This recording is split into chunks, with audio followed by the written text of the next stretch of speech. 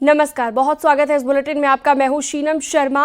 सबसे पहले शुरुआत करते हैं आज की 3 बड़ी खबरों से। आज 3 बड़ी खबरों पर नजर रहेगी। पहली खबर, योगी मंत्रिपरिषद और कैबिनेट की मीटिंग होनी है, लिहाजा आज बैठके हैं। तो वही चैंपियंस बने भारत के बाद अब चैंपियंस के वेलकम की तैयारी है ट्रॉफी जीतने पर, जहां देश भर में जश्न मनाया गया। तो वहीं अब जब चैंपियंस भारत पहुंचेंगे तो शानदार स्वागत होगा।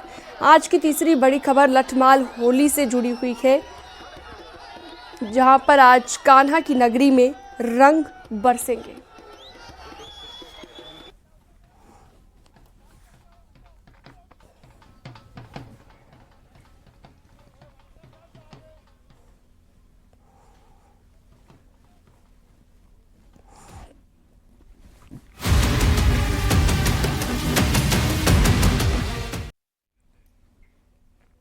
लखनऊ से खबर है, जहां पर आज योगी सरकार की मंत्रिपरिषद और मंत्रिमंडल की बैठकें होंगी। सुबह 11 बजे मंत्रिपरिषद की बैठक होगी और इसके बाद लगभग 11:30 बजे योगी कैबिनेट की मीटिंग होनी है।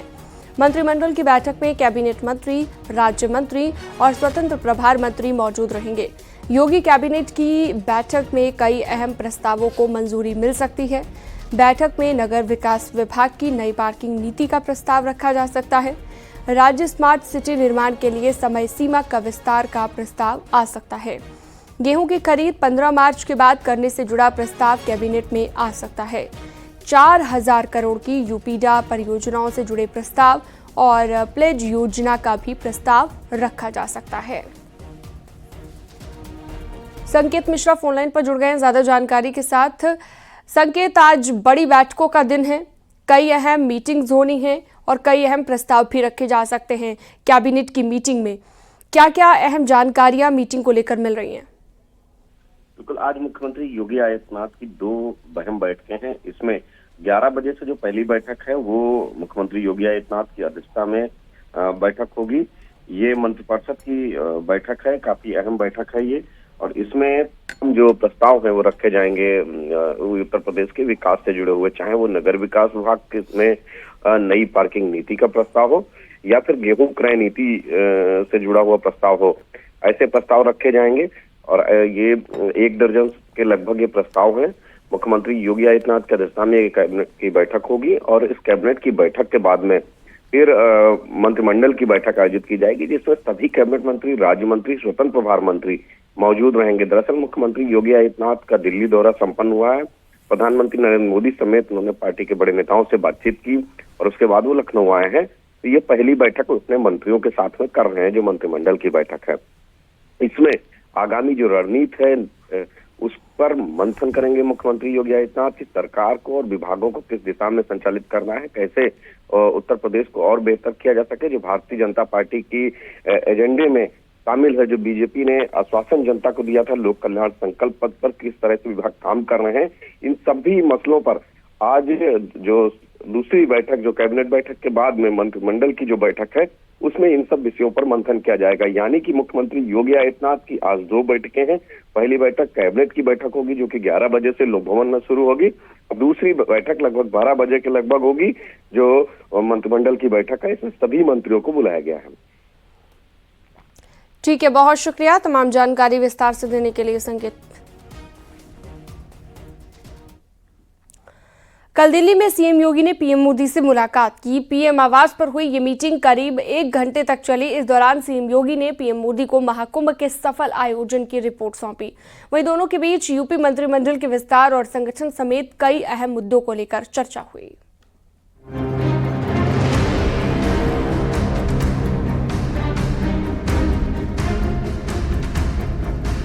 दिल्ली दौरे पर सीएम योगी ने पीएम मोदी से मुलाकात की।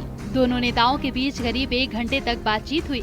इस मौके पर मंत्रिमंडल विस्तार से लेकर महाकुंभ आयोजन के सफल आयोजन पर भी चर्चा हुई। उत्तर प्रदेश के मुख्यमंत्री योगी आदित्यनाथ और प्रधानमंत्री की आज मुलाकात हुई है। प्रधानमंत्री आवास में हुई मुलाकात के दौरान योगी आदित्यनाथ ने महाकुंभ के सफल आयोजन को लेकर पूरी रिपोर्ट प्रधानमंत्री को सौंपी है। इस रिपोर्ट में साफ है कि कहाँ हमारी कमियां रही थी और क्या हमारी अच्छाई रही, कौन कौन से नए रिकॉर्ड इस महाकुंभ में बनाए गए, इसका भी उल्लेख किया गया है। कुछ दिन पहले ही बीजेपी के राष्ट्रीय महामंत्री विनोद तावड़े भी लखनऊ पहुंचे थे। इस दौरान मंत्रिमंडल विस्तार को लेकर नामों पर चर्चा हुई थी। सीएम योगी की पीएम मोदी से हुई मुलाकात के दौरान कई अहम मुद्दों पर चर्चा हुई। पीएम मोदी के साथ सीएम योगी की यूपी बीजेपी के प्रदेश अध्यक्ष के नाम पर चर्चा हुई। इसके साथ ही यूपी सरकार के मंत्रिमंडल विस्तार को लेकर भी बातचीत हुई। सीएम योगी ने महाकुंभ के सफल आयोजन को लेकर भी चर्चा की। इससे पहले शनिवार को मुख्यमंत्री योगी आदित्यनाथ ने बीजेपी अध्यक्ष जेपी नड्डा से मुलाकात की थी। सीएम योगी और नड्डा के बीच लंबी बातचीत हुई। इस दौरान दोनों नेताओं के बीच यूपी बीजेपी के प्रदेश अध्यक्ष के नाम पर चर्चा हुई और मंत्रिमंडल विस्तार को लेकर भी बातचीत हुई। इससे पहले सीएम योगी ने बीजेपी अध्यक्ष जेपी नड्डा से मुलाकात की थी। सीएम योगी की ये दोनों मुलाकातें इसलिए अहम मानी जा रही हैं क्योंकि यूपी समेत देश के अन्य हिस्सों में बीजेपी में संगठन के चुनाव चल रहे हैं। यूपी में बीजेपी को नया प्रदेश अध्यक्ष मिलना है। इसकी कवायद तेज हो गई है। मंडल अध्यक्ष के चुनाव हो गए हैं। अब जिला अध्यक्ष के नामों का ऐलान होना बाकी है। यूपी में उपचुनाव में बम्पर जीत के लिए लंबे समय से योगी मंत्रिमंडल की विस्तार की चर्चाएं भी हो रही हैं। माना जा रहा है कि योगी आदित्यनाथ विधानसभा चुनाव के लिए अपने हिसाब से टीम तैयार करेंगे, जिसके लिए कुछ नेता सरकार से संगठन में और कुछ संगठन से सरकार में जाएंगे। मंत्रिमंडल विस्तार को लेकर भी प्रधानमंत्री और मुख्यमंत्री के बीच में चर्चा की गई है। हालांकि कल मुख्यमंत्री की मुलाकात जेपी नड्डा से हुई थी। उन्होंने महाकुंभ को लेकर जेपी नड्डा से भी एक लंबी चर्चा की और एक रिपोर्ट सौंपी। नई दिल्ली से अशरफ काज़मी, न्यूज़ 18।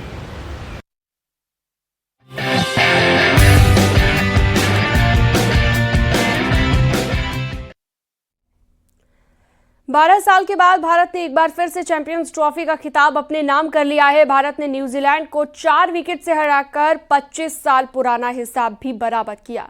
भारत ने लगातार दूसरे साल कोई आईसीसी ट्रॉफी पर कब्जा जमाते हुए दुबई में तिरंगा लहराया है। रविवार को दुबई में न्यूजीलैंड ने अपने पहले बैटिंग करते हुए 7 विकेट पर 251 रन बनाए। भारत ने 49वें ओवर में 6 विकेट के नुकसान पर टारगेट को पूरा कर लिया। कप्तान रोहित शर्मा ने 76, श्रेयस अय्यर ने 48 और केएल राहुल ने 34 रन बनाए। गेंदबाजी में कुलदीप यादव का रोल काफी अहम रहा। उन्होंने 2 ओवर के अंदर सचिन रविंद्र और केन विलियमसन को पवेलियन भेज दिया। वरुण चक्रवर्ती ने भी 2 विकेट लिए। रविंद्र जडेजा ने 10 ओवर में महज 30 रन देकर 1 विकेट लिया।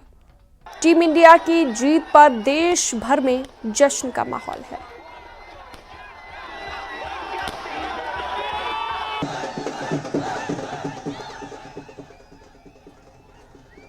ज्यादा खुशी है और पूरा गांव लगा हुआ था मैच खेलने के लिए। और जो वर्ल्ड कप में कमी रह गई थी वो चैंपियन ट्रॉफी में हमारी पूरी हो गई। चैंपियन ट्रॉफी जीतकर पूरी टीम ने मेहनत की है। सभी जितने भी खिलाड़ी हमारे गए हुए थे सबने अच्छा मिलकर साथ आपस में वो प्रदर्शन किया है, तो बहुत ज्यादा खुशी हो रही है।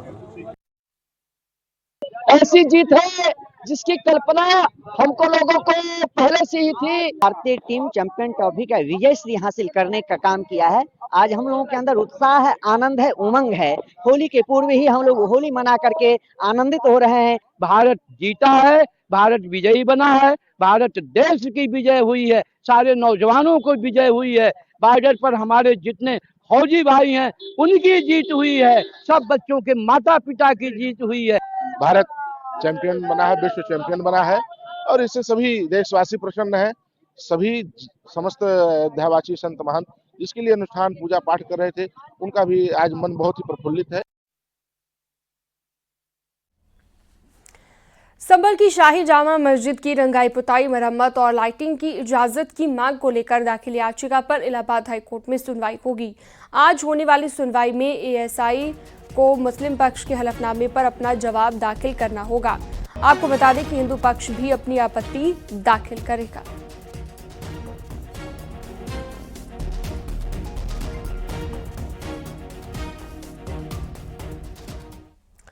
संभल सीओ अनुज चौधरी एक बार फिर से चर्चाओं में है, जो कि उनके होली पर डांस को लेकर है, जिसमें सीओ अपने साथियों संग होली की मस्ती में जमकर डांस करते दिख रहे हैं।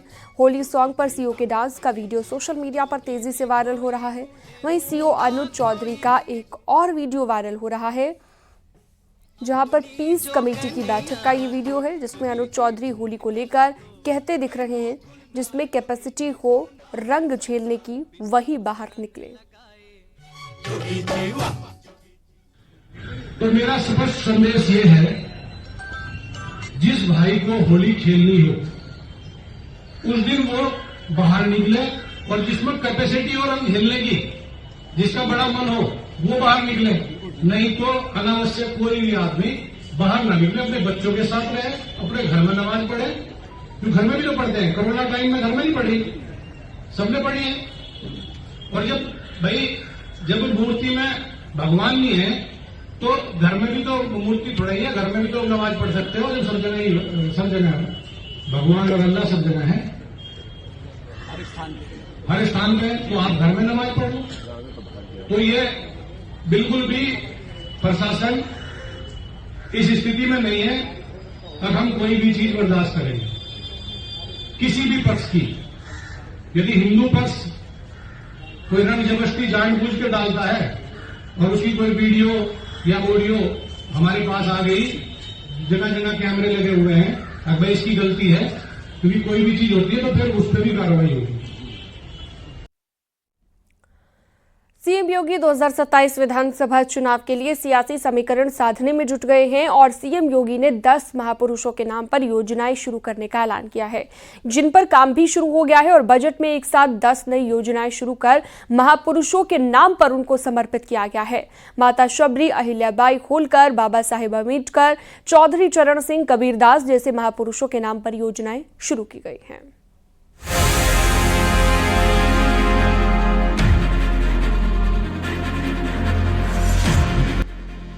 सीएम योगी ने साल 2025-26 के बजट पर चर्चा के दौरान जिन योजनाओं की घोषणा की, उन पर काम शुरू हो गया है। योगी सरकार ने इन योजनाओं को महापुरुषों के नाम समर्पित किया है, ताकि उनके योगदान को हमेशा याद रखा जा सके।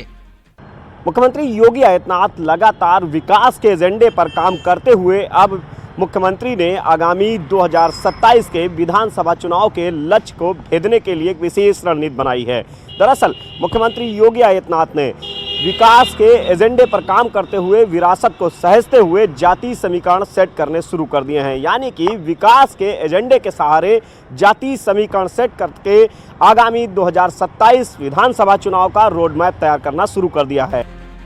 करीब 10 ऐसी योजनाओं को महापुरुषों को समर्पित करते हुए सीएम योगी ने कहा कि ये पहल यूपी को आत्मनिर्भर और समरस समाज की दिशा में एक नई ऊंचाई देगी। माता शबरी के नाम पर कृषि मंडियों में कैंटीन और विश्रामालय। माता शबरी भक्ति और समर्पण का प्रतीक है, जिन्होंने भगवान श्री राम को प्रेम पूर्वक बेर अर्पित किए थे। किसानों और श्रमिकों को सस्ते दर पर भोजन और आराम की सुविधा मिलेगी। सरदार पटेल के नाम पर जिले में आर्थिक क्षेत्र, हर परिवार से कम एक व्यक्ति को रोजगार से जोड़ने के लक्ष्य पर काम कर रही है सरकार। 100 एकड़ में पीपीपी मॉडल पर इसका विकास किया जाएगा। माता अहिल्याबाई होलकर के नाम पर कामकाजी महिलाओं के लिए हॉस्टल। कामकाजी महिलाओं के लिए बड़े शहरों में वर्किंग वुमेन हॉस्टल बनाए जाएंगे। ये हॉस्टल वाराणसी, मेरठ, प्रयागराज, गोरखपुर, कानपुर नगर, झांसी और आगरा में होंगे। इस साल माता अहिल्याबाई होलकर के 300वीं जयंती साल को लेकर हॉस्टल बनाने की घोषणा की गई है। उत्तर प्रदेश के यशस्वी मुख्यमंत्री योगी आदित्यनाथ जी ने प्रदेश के विकास के लिए तमाम योजनाओं की घोषणा की है और इन योजनाओं का नाम उन महापुरुषों के नाम पर रखा है जो समाज को प्रेरणा देने वाले हैं। जैसे पूर्ण श्लोका, अहिल्याबाई होलकर, माता शबरी, रानी लक्ष्मीबाई, भारत रत्न पंडित अटल बिहारी वाजपेयी, भारत रत्न बाबा साहब भीमराव अंबेडकर। मेधावी छात्राओं के लिए योगी सरकार विशेष योजना लाई है। महारानी लक्ष्मीबाई के नाम पर मेधावी छात्राओं को स्कूटी योजना। रानी लक्ष्मीबाई के नाम पर मेधावी बालिकाओं को स्कूटी प्रदान करने की योजना शुरू की गई है, जिससे छात्राओं को उच्च शिक्षा प्राप्त करने में सुविधा मिलेगी और वे आत्मनिर्भर बन सकेंगी। संत कबीरदास के नाम पर सीएम मित्र पार्क योजना। संत कबीरदास ने जाति धर्म से ऊपर उठकर मानवता और श्रम की महत्ता का प्रचार किया। संत कबीरदास के नाम पर 10 टेक्सटाइल पार्क यूपी के कपड़ा उद्योग को बढ़ावा देंगे। हजारों लोगों को रोजगार मिलेगा। योगी सरकार ने SC/ST वर्ग के लिए भी नई योजना पर काम शुरू कर दिया है। चर्मोद्योग पार्क संत रविदास के नाम पर यूपी में 2 लेदर पार्क स्थापित किए जाएंगे। जिनमें से एक आगरा में होगा। ये योजना चर्म उद्योग को नई दिशा देने के साथ साथ हजारों कारीगरों और श्रमिकों को रोजगार प्रदान करेगी। लखनऊ में सीड पार्क, भारत रत्न चौधरी चरण सिंह के नाम पर लखनऊ में सीड पार्क स्थापित किया जाएगा, जिससे किसानों को उच्च गुणवत्ता वाले बीज और कृषि संबंधी संसाधन उपलब्ध होंगे। इससे प्रदेश की कृषि उत्पादकता को नई गति मिलेगी। संत रविदास, संत कबीरदास के नामों पर योजनाओं की घोषणा की और निश्चित रूप से जहां विकास को पंख लगेगा, वहीं इनके नाम से प्रदेश के लोगों को प्रेरणा भी मिलेगी। योगी सरकार पूर्व पीएम अटल बिहारी वाजपेयी के नाम पर नगरीय इलाकों में लाइब्रेरी बनाने की योजना लेकर आई है। नगरीय क्षेत्रों में पुस्तकालय भारत रत्न अटल बिहारी वाजपेयी के नाम पर। जन्म शताब्दी वर्ष के मौके पर योगी सरकार अटल जी के नाम पर प्रदेश के नगरीय क्षेत्रों में पुस्तकालय बनाने के लिए भी बजटीय प्रावधान किया है। समाज कल्याण, छात्रावास, पुनर्निर्माण एवं नव निर्माण योजना, भारत रत्न बाबा साहब डॉक्टर भीमराव अंबेडकर के नाम पर योगी सरकार नई योजना ला रही है। इस योजना से दलित, पिछड़े और आर्थिक रूप से कमजोर वर्गों के छात्रों को शिक्षा में सहायता मिलेगी। बिरसा मुंडा को समर्पित 2 जनजातीय संग्रहालय। बिरसा मुंडा के 150वें जन्म वर्ष को जनजातीय गौरव वर्ष के तौर पर योगी सरकार मना रही है। मिर्जापुर और सोनभद्र में उनके नाम पर 2 जनजातीय संग्रहालय स्थापित करने की योजना है। योगी सरकार का ये कदम एक और जहां महापुरुषों से प्रेरणा लेकर विरासत और विकास को साथ लेकर चलने की नीति को पुष्ट करेगा, वहीं इन योजनाओं से अलग अलग वर्गों को लाभ तो मिलेगा ही और प्रदेश की सामाजिक, आर्थिक, शैक्षिक और औद्योगिक प्रगति को गति भी मिलेगी। मुख्यमंत्री योगी आदित्यनाथ ने उत्तर प्रदेश में 10 महापुरुषों के नाम पर, जो अलग अलग जातियों के बड़े महापुरुष हैं, उनके नाम पर योजनाओं की शुरुआत कर दी है। ये 10 योजनाएं अलग अलग महापुरुषों के नाम पर हैं और इनकी शुरुआत का ऐलान मुख्यमंत्री योगी आदित्यनाथ ने कर दिया है। उत्तर प्रदेश के सभी जनपदों में इन योजनाओं का सीधे तौर पर लाभ होगा। कैमरामैन मनोज शाही के साथ संकेत मिश्रा, न्यूज़ 18 लखनऊ। रिलायंस फाउंडेशन की चेयरपर्सन नीता अंबानी ने टीम इंडिया की जीत पर बधाई दी। नीता अंबानी ने भारत की जीत को देश के लिए ऐतिहासिक और गौरवपूर्ण क्षण बताया। इसके साथ ही जीत के लिए ब्लू बॉयज को बधाई दी गई। नीता अंबानी ने कहा कि भारत चमक रहा है और दुनिया देख रही है। ये जीत एक राष्ट्र का बढ़ता हुआ गौरव है। ये जीत एक अरब सपनों के साकार होने जैसा है।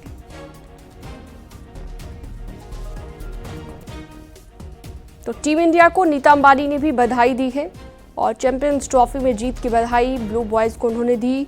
ये भारत के लिए गौरवपूर्ण क्षण है, ऐतिहासिक क्षण है, ये भी उनकी तरफ से कहा गया।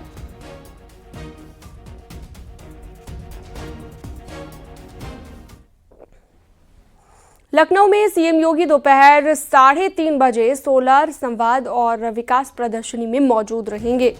राम मनोहर लोहिया विश्वविद्यालय आशियाना में आयोजित कार्यक्रम में मुख्यमंत्री योगी आदित्यनाथ पहुंचेंगे। इसके बाद सीएम योगी शाम को 6 बजे जेवर एयरपोर्ट के निर्माण की समीक्षा बैठक में मौजूद रहेंगे।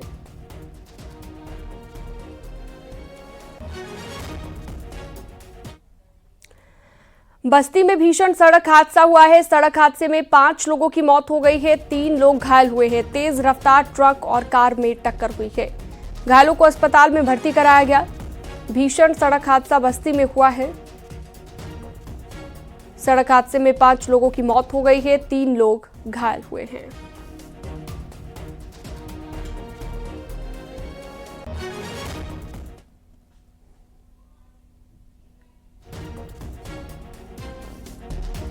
नगर थाना क्षेत्र के गोटवा बाजार की यह घटना बताई जा रही है।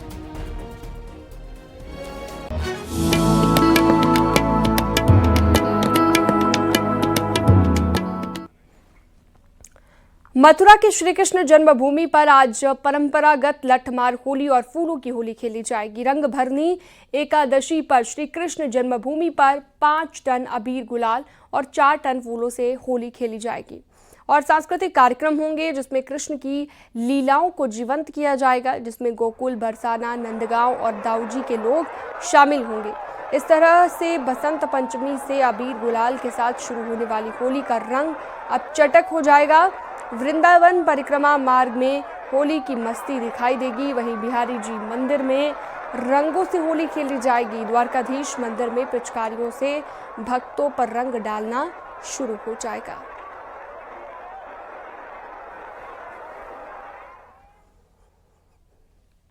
अलीगढ़ में एएमयू प्रशासन ने अब होली खेलने की इजाज़त दे दी है। होली के त्यौहार के लिए 2 दिन एनआरएससी हॉल में एएमयू छात्रों के लिए खुला रहेगा और मुस्लिम स्कॉलर्स ने भी एएमयू के फैसले का स्वागत किया है।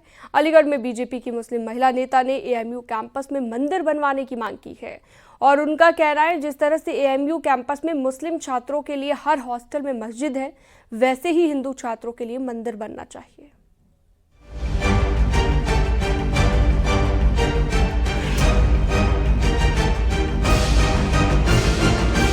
अलीगढ़ मुस्लिम यूनिवर्सिटी में होली मनाने पर रोक की खबरों के बाद बवाल मच गया था, जिसके बाद अब यूनिवर्सिटी ने इस फैसले से कदम पीछे खींच लिए हैं।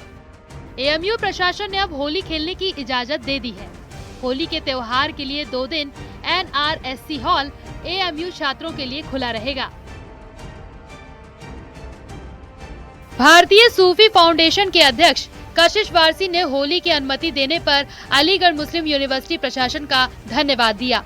उन्होंने कहा कि होली देश का हमारे भाइयों का त्योहार है। अगर रंग से ऐतराज है तो हम अपने घरों में रहें। जो लोग होली मना रहे हैं, होली खेल रहे हैं, वो होली खेलें।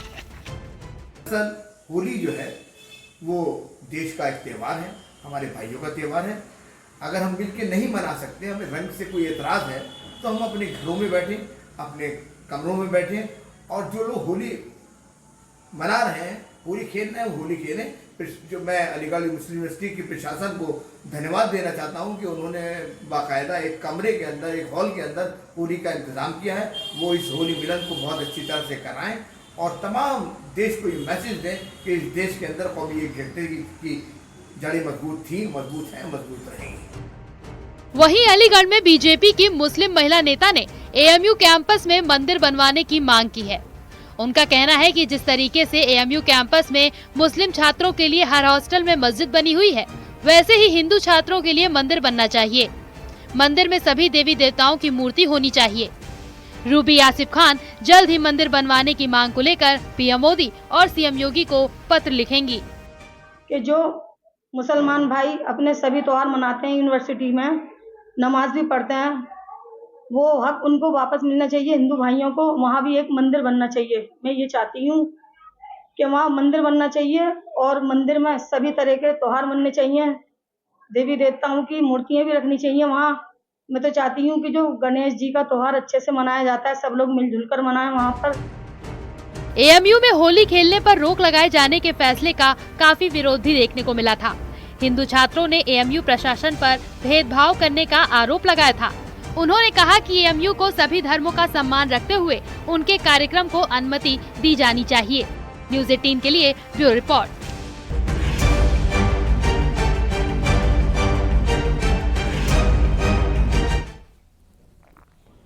और वक्त छोटे से ब्रेक का है, फौरन लौटते हैं।